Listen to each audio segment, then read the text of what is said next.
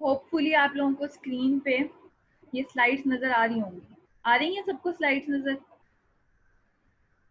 अगर किसी को नहीं आ रही तो वो हैंड रेज कर दे।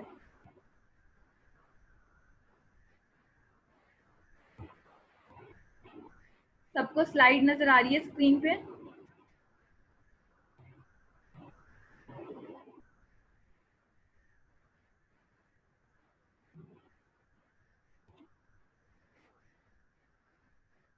Acids, basis and salts.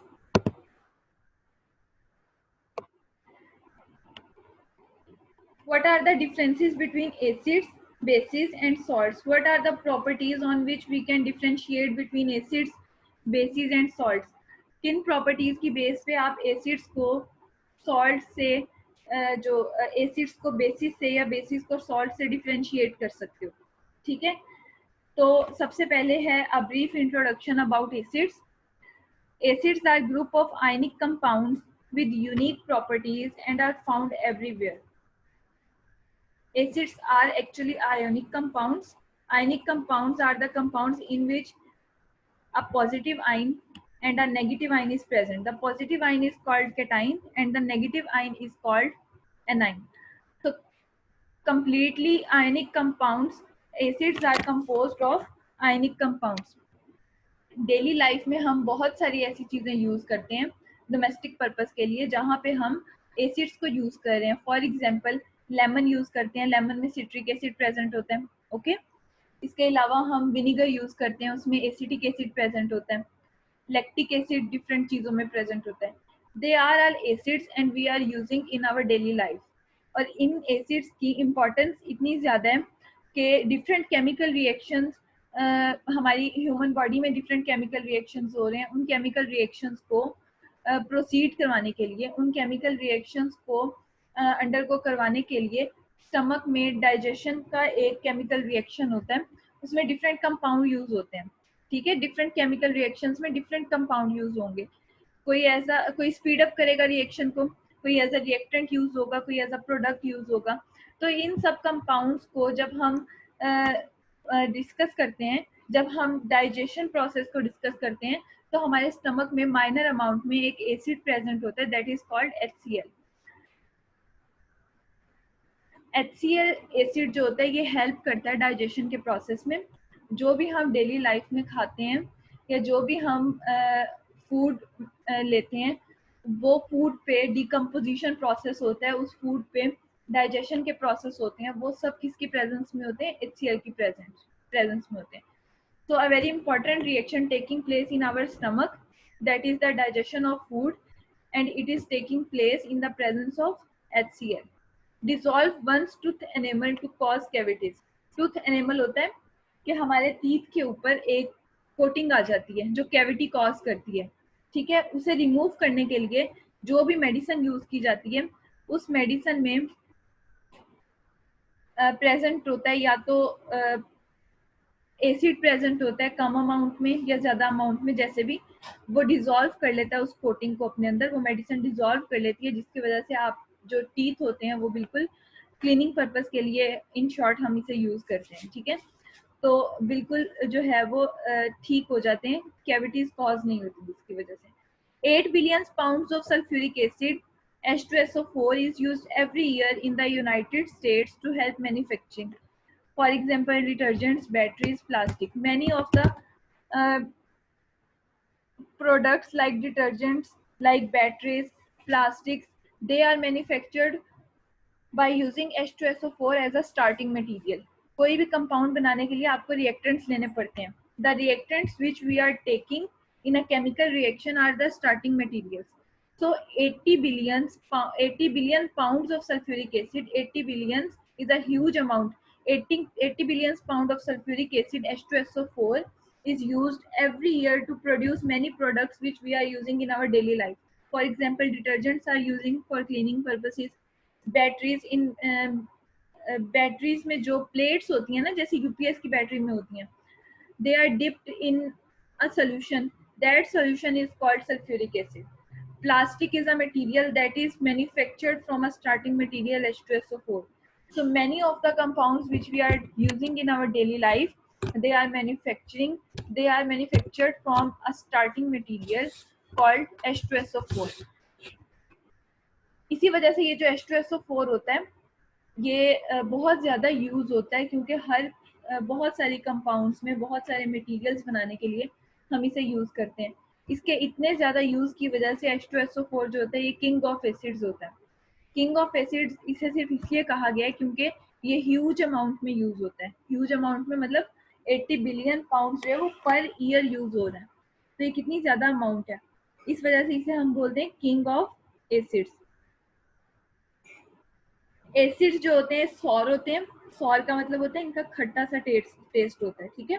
Lemon का आप टेस्ट देख लें, ऑरेंजेस में एसिड प्रेजेंट होता है, उसका टेस्ट देखें।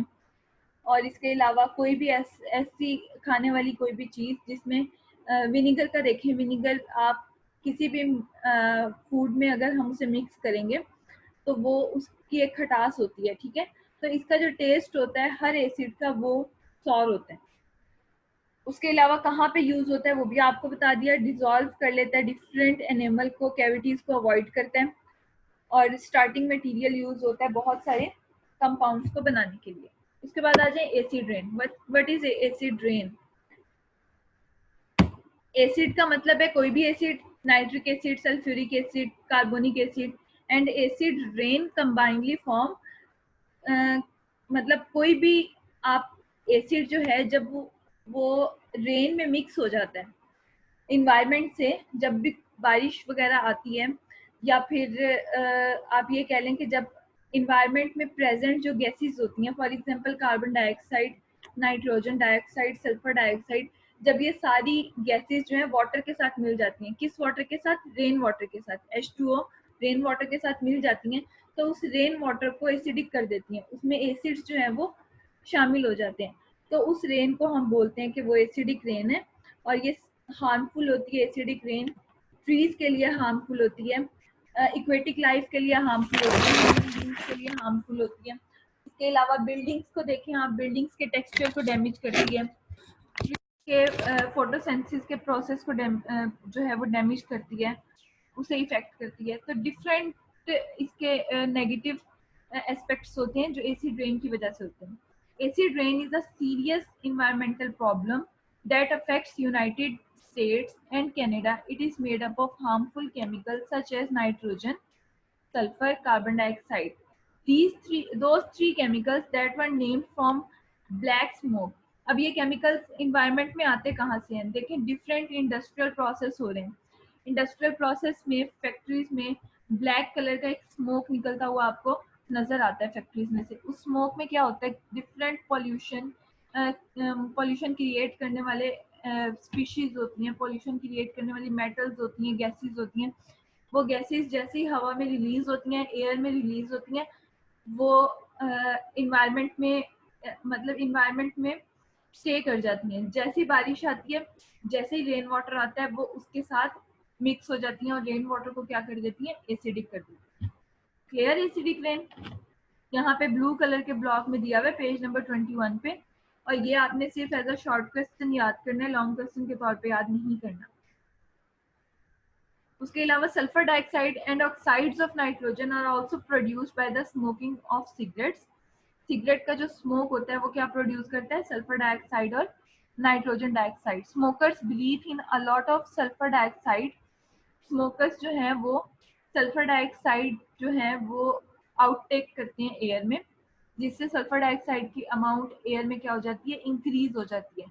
over long period of time के साथ साथ they have an increased risk of suffering from cold, asthma. ये सारी जो प्रॉब्लम्स होती हैं ये उनके साथ होती हैं क्योंकि वो सल्फर डाइऑक्साइड को इनहेल कर रहे होते हैं, ठीक है, इनटेक कर रहे होते हैं। तो ये सब जो गैसेस हैं ये इन्वायरमेंट में प्रेजेंट होती हैं, रेन वाटर के साथ मिक्स हो जाती हैं, रेन वाटर को पॉल्यूट कर देती हैं। वही rain water, aquatic life, rain water जब ओशंस में या सी में या कहीं भी वो फॉल करता है, इक्वेटिक लाइफ को हार्मफुल करता है, हार्मफुल है उसके लिए, इक्वेटिक लाइफ को इफेक्ट करता है, ह्यूमन बींग्स को इफेक्ट करता है। उसके लिए ब्रीदिंग प्रॉब्लम्स हो जाती हैं, स्किन प्रॉब्लम्स हो जाती हैं, आई इश्यूज हो जाते हैं, ठीक है। उसके अलावा प्लांट्स को इफेक्ट करता है, प्लांट्स का जो ग्रीन कलर होता है क्लोरोफिल की वजह से वो इफेक्ट हो जाता है।